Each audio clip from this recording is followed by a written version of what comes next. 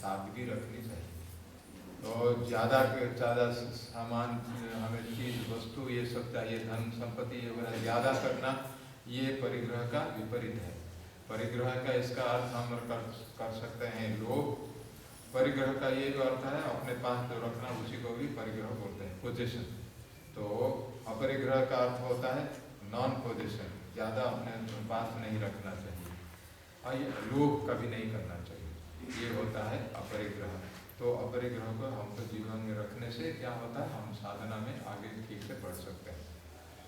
नहीं तो इकट्ठा अगर सामान हम करते रहेंगे, ये भी चाहिए वो भी चाहिए वो भी चाहिए, हम तो सामान के पीछे हैं, फिर साधना के पीछे कैसे करेंगे, भगवान के याद कैसे करेंगे। हम तो जो सामान होते हैं, धन संपत्ति वस्तु विषय जो होते हैं, वो तो हमारे भगवान हो गए, उनके पीछे अगर पड़ेंगे तो इसलिए सोच के जीवन में हमको सरल रख के जितना कम से हमारा काम चलेगा वो करना चाहिए। परिवार हो, अपना जीवन में जैसे भी हो, हमें चलने के लिए आराम से जितना कम से हमारा काम चले वही अपरिग्रह है। इसकी परिभाषा ऐसे करना चाहिए, अपरिग्रह और अस्तेय में एक बार। और साथ साथ ये जो है और दो तीन है, अहिंसा, सत्य और ब्रह्मचर्य। अहिंसा क्या होता है, अहिंसा किसी दूसरों को किसी भी भाव से उनको नुकसान नहीं करना चाहिए, उनको कष्ट नहीं पहुंचाना चाहिए, उनको दुख नहीं देना चाहिए, यही है अहिंसा। हिंसा का अभाव, दूसरों का क्षति कभी नहीं करना चाहिए, दूसरों को तकलीफ नहीं देना चाहिए, यही है अहिंसा का। अहिंसा बोलते हैं कि अहिंसा परमो धर्म। अहिंसा जो होता है एक साधारण एक गुण नहीं है, ये तो परम धर्म है और सबको अहिंसा पालन करना चाहिए। खास करके जो आध्यात्मिक मार्ग में हम आगे बढ़ना चाहते हैं और हम ये साधना करना चाहते हैं, हमको तो ये अहिंसा अति आवश्यक है। इसके बिना हमारी प्रगति नहीं होगी और फिर हमें भगवान की भक्ति नहीं होगी और कर्म योग में भी हमें कोई भी इसमें सफलता नहीं प्राप्त होगी, ये सोचना चाहिए अहिंसा। इसलिए वाणी से किसी की हिंसा नहीं करनी चाहिए और फिर ये मन से भी किसी को कष्ट पहुंचाने का सोचना भी नहीं चाहिए और कर्म में भी कहीं नहीं, काया वाचा मनसा कभी भी दूसरे का हानि कभी नहीं करना चाहिए, दूसरों को हिंसा नहीं कष्ट देना चाहिए, उनको दूसरों को कष्ट नहीं देना चाहिए, हिंसा नहीं करनी चाहिए, ये होता है अहिंसा। हम सबको इसी को याद रखना चाहिए, हर एक साधक को हमसे किसी दूसरों का नुकसान या कष्ट या दुख नहीं होना चाहिए, ये है अहिंसा। और चाहे ये घर में हो, परिवार के अंदर हो, बच्चों के ऊपर हो, जो भी किसी के भी, स्त्री के ऊपर हो या तो अपने स्वामी के ऊपर हो, जैसे भी हो, किसी को हम कष्ट नहीं पहुंचाना चाहिए। जितना हो, अगर कोई कुछ हमको कर लेता है, कोई हमें नुकसान दे देता है, उसको सहन करना है, इसका भी ये है। तो ये है अहिंसा। दूसरा है फिर सत्य। सत्य भी वैसे ही, सत्य भी एक बड़ा धर्म होता है। सत्यानास्ति परो धर्म, ऐसे बोल के शास्त्र में आता है। सत्य से बढ़कर और कोई धर्म नहीं है, इसका माने सत्य ही सब कुछ है। सत्य अगर हम पालन करते हैं तब उससे भगवान विशेष प्रसन्न होते हैं। सत्य, झूठ बोलना और दूसरों को धोखा देना, ये सब का, ये सत्य का विपरीत होता है। भगवान क्यों होते हैं, भगवान तो परम सत्य है, भगवान सत्य का सत्य है। भगवान सत्य से सत्यम ऐसे उनको बोलते हैं। तो भगवान को हम प्राप्त करने के लिए जब चाहते हैं, हमारी ये इच्छा है, उसके लिए हम प्रयत्न करते हैं, तो सत्य भी हमारा आचरण होना चाहिए, सत्य में हम प्रतिष्ठित होना चाहिए, तब हम आगे बढ़ सकते हैं। सत्य का सत्य जो है उनके वो हम जा सकते हैं। तो ये बोलता है सत्य का, तो सत्य का हमेशा आचरण करना चाहिए, कभी भी झूठ नहीं बोलना चाहिए, इसको हमको याद रखना चाहिए। झूठ बोलने से क्या होगा, हमारे जितना तपस्या साधना वगैरह सब कुछ चला जाता है, ये तो झूठ पाप होता है, झूठ नहीं बोलना चाहिए। और लेकिन सत्य जो बोलना है ये भी एक तपस्या होती है। भगवान ने गीता में बताया कि सत्य ये तपस का एक है, वाणी का जो तपस्या, वाणी की तपस्या होती है वो क्या है, वही सत्य बोलना। तो उसमें क्या वो बोलते हैं, अनुद्वेग कर्म, वाणी की तपस्या क्या होती है, अनुद्वेगकरं वाक्यम सत्यम प्रियहितं च यत् स्वाध्यायाभ्यसनं चैव वाङ्मय तपो उच्यते। ऐसे भगवान बोलते हैं गीता। तो उसमें क्या है, सत्य का परिभाषा उसमें भी होता है, कैसे सत्य क्या करना चाहिए। एक तो तपस्या में भगवान बोलते हैं कि अनुद्वेगकरम वाक्यम, दूसरों के मन में जो उत्तेजना नहीं हो, दूसरों को दुख नहीं हो, कष्ट नहीं हो, ऐसे वाणी बोलना, ये भी हमारे ये होली का ये तपस्या है। होली की तपस्या ये है। वचन जो है, वाणी जो है, वाणी की तपस्या क्या होता है, मधुर वचन हमको बोलना चाहिए। किसी को कष्ट, हमारी वाणी जैसे किसी को कष्ट नहीं पहुंचाएगी उसको देखना चाहिए। तो अनुद्वेगकरम वाक्यम। उसके बाद बोलते हैं सत्यम, सत्य का, सत्य बोलना ये भी हमारी वाणी की तपस्या होती है। और सत्य कैसे बोलना चाहिए, भगवान बोलते हैं सत्यम प्रियहितं च यत्। उसके साथ और दो शब्द भगवान ने जोड़े। तो दो शब्द क्या होता है, सत्यम प्रिय हितम, ये दो शब्द है। प्रिय भी होना चाहिए, जो सत्य बोलेंगे वो प्रिय होना चाहिए। ऐसा सत्य बोलना चाहिए जो कि दूसरों के लिए सुखकर होता है, दूसरों को अच्छा लगेगा, और वही प्रिय बोलते हैं।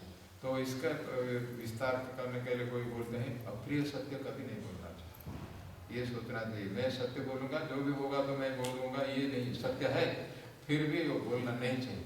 और बोले क्या होगा, उसका सत्य का विपरीत हो जाता है। ये सत्य का, ये सद्गुणों में नहीं आता है तो उस समय सत्य। तो इसलिए मनु ने हमें बताया है, मनु महाराज मनुस्मृति वो बोलते हैं क्या सत्य कैसे बोलना चाहिए। सत्यम ब्रूयात् प्रियम ब्रूयात्, माँ ब्रूयात् सत्यम अप्रियम,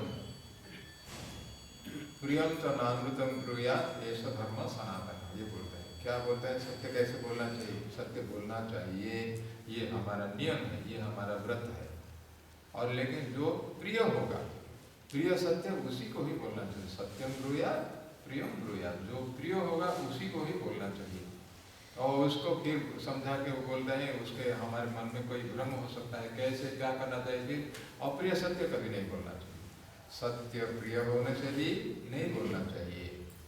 अप्रिय सत्य अगर बोल देंगे तो क्या हो, हमें खतरा है, ऐसा गड़बड़ उसी में होगा, झंझट होगा उसमें। कौन आपका ये सत्य सुनने के लिए किसको अच्छा लगेगा। तो हम तो ये वो हमको पिटाई करेंगे, वो भी कुछ बोल सकते हैं हमको ये। तो अप्रिय सत्य कभी नहीं बोलना चाहिए।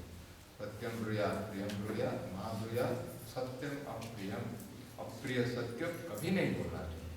तो ऐसी अगर परिस्थिति हो, आप जानते हैं कि ये सत्य है, फिर भी ये अगर अप्रिय हो, उस समय क्या करना चाहिए, झूठ तो नहीं बोल सकते हैं, तो उस समय चुपचाप रहना चाहिए, चुप करके रहना चाहिए। करने से क्या होगा, हमसे ना अप्रिय सत्य हुआ और ना हम झूठ बोले, दोनों हमारा काम चलेगा। उस समय मौन रखना चाहिए।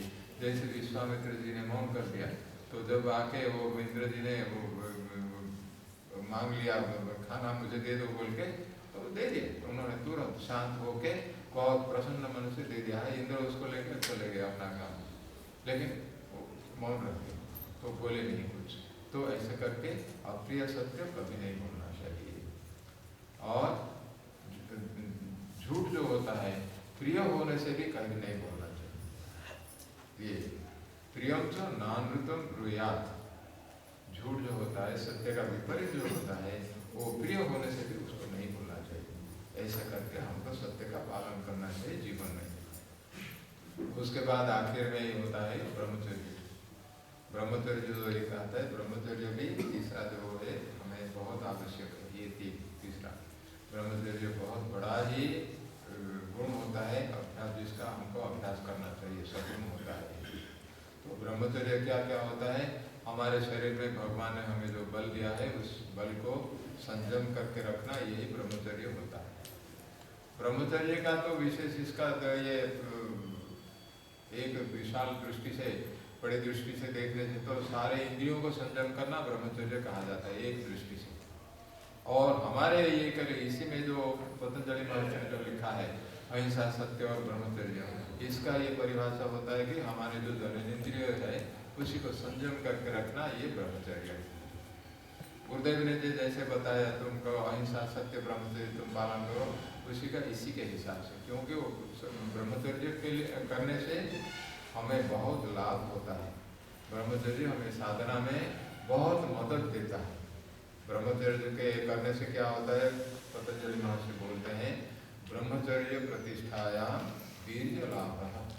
वीर्य माने बल, देह में हमारे शरीर में बल रहता है अगर ब्रह्मचर्य का हमने पालन किया है। जनन इंद्रिय को अगर संयम करके रखा है तो जो जितना संयम करके रखता है उतना उसका लाभ है उससे, और साधना में तपस्या में हमको बहुत उससे मदद मिलता है।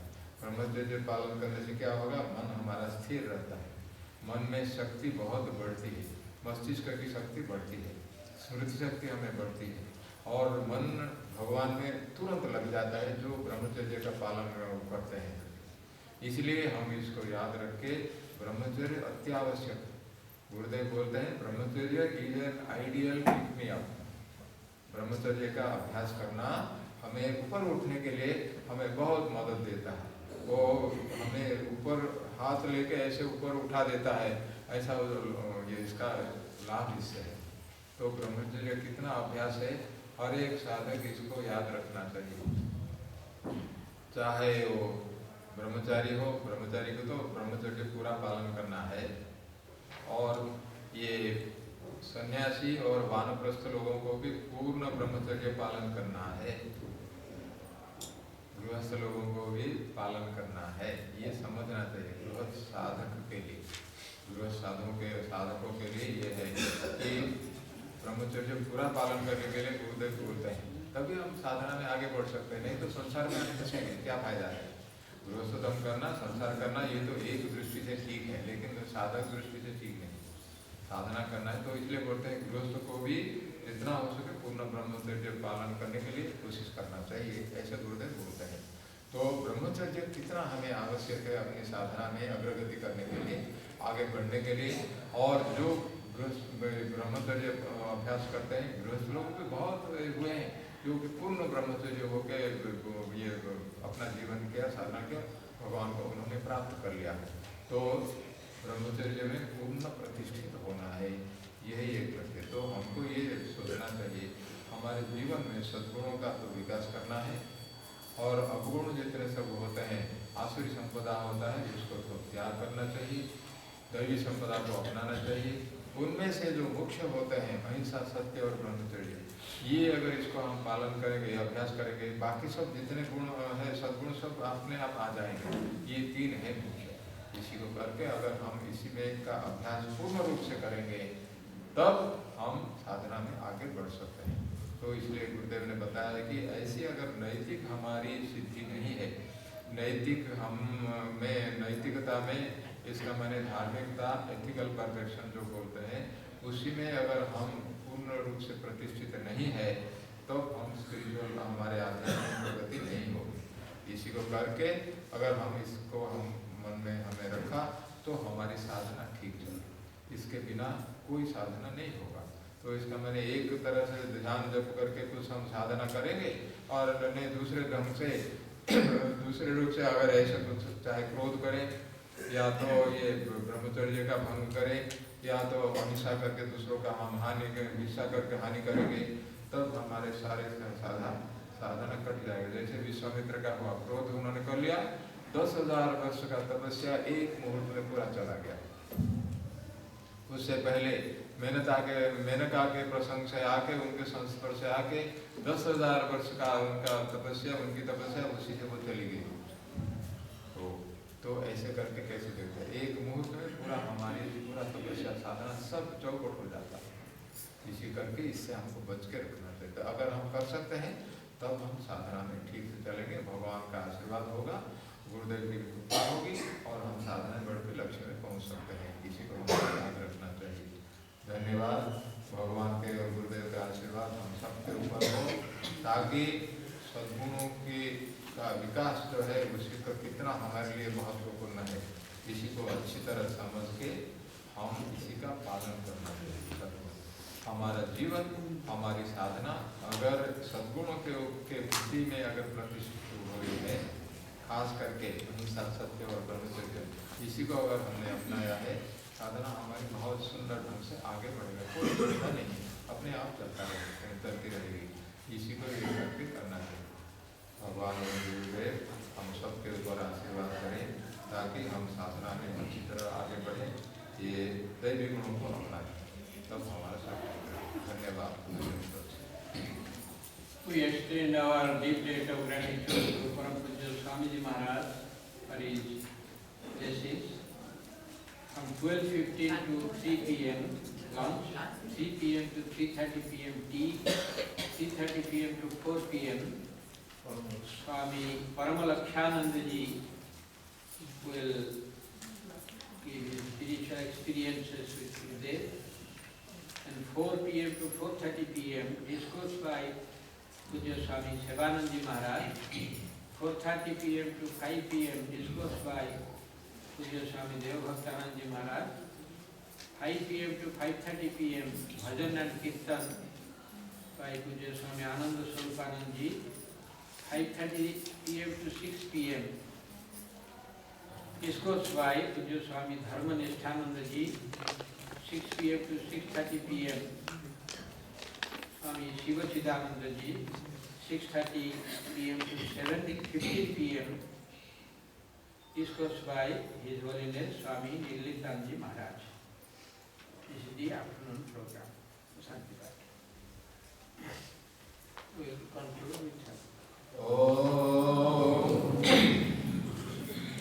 Om Triyambakam Yajamahe Sugandhim Pushtivardhanam Urvarkamiv Bandhanam Mrityonukshiromamrata.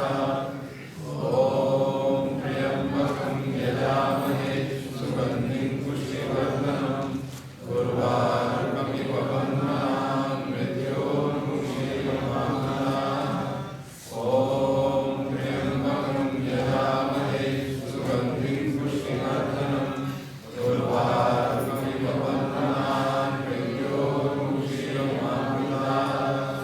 Om Sarvesham Swasti Bhavatu, Sarvesham Shantir Bhavatu, Sarvesham Purnam Bhavatu, Sarvesham Mudanam Bhavatu, Sarve Bhavantu Sukhinah, Sarve Santu Niramayaः, Sarve Bhadrani Pashyantu, Ma Kaschid Dukhavagame, Vasato Ma Satgamaya, Tamaso Ma Jyotirgamaya, Mrityo Ma Amritangamaya. Om Purnamada Purnamidam Purnat Purnamudachyate Purnasya Purnamadaya Purnamevavasishyate. Om Shanti Shanti Shanti. Tvameva Mata Savita Tvameva, Tvameva Bandhusya Sakha Tvameva, Tvameva Vidya Dravinam Tvameva, Tvameva Sarvam Mama Deva Deva. Kayena Vacha Manasendriyaiva Buddhyatmana va Prakrite Svabhava. Karomi Yajnasakalam Tasmai Narayanaye Samarpayami. सच्चिदानंद भगवान की जय, तारकेश्वर भगवान की जय, दक्षिणेश्वर काली माता की जय, सद्गुरु स्वामी शिवानंद जी महाराज की जय, सब संतन की जय, सब भक्तों की जय, सब साधक साधिकाओं की जय, अमृतगाछी साधना शिविर की जय। नमः पार्वती पतये